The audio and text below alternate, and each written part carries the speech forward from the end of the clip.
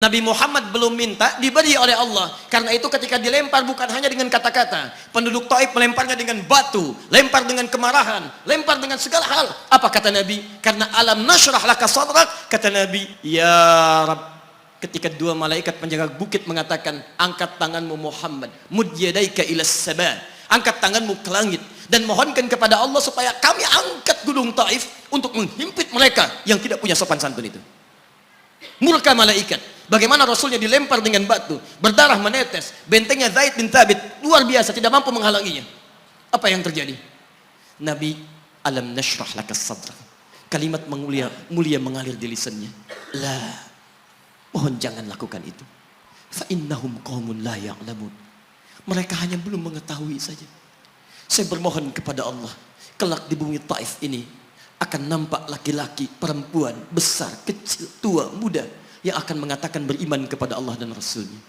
Lalu lantas beliau berkata kepada Allah dengan kalimat yang mengalir syahdu, dengan darah yang masih mengucur, dengan kalimat yang berbelas kepada Allah, Ilahi, ila man takiluni, am ila ba'idin yu'limuni, a ila qaribin yu'zini, fa ana radin ya Rab, ma lam taghdab alayya, la hawla wa la quwwata illa billah.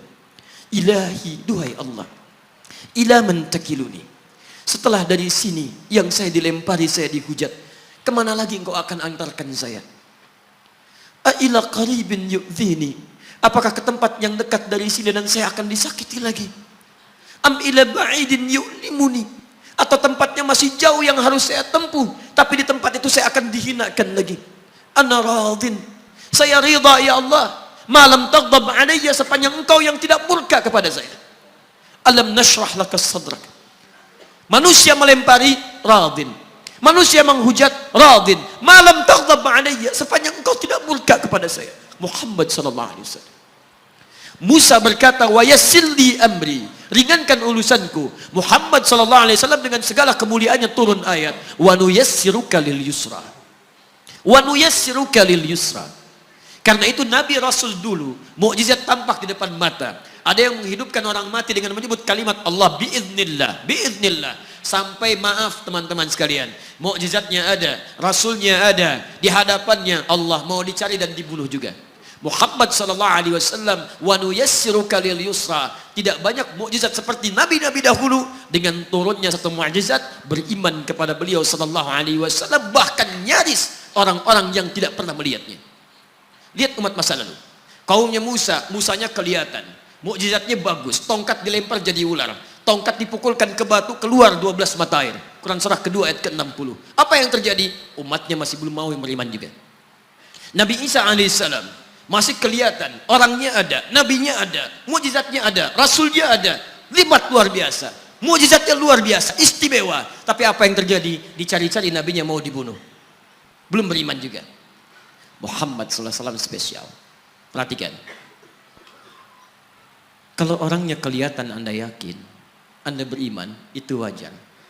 Muhammad sallallahu alaihi wasallam, ada orang yang tidak pernah melihatnya, tidak pernah menatapnya, mimpi pun belum tentu berjumpa dengannya, tapi mau beriman kepada Muhammad sallallahu alaihi wasallam.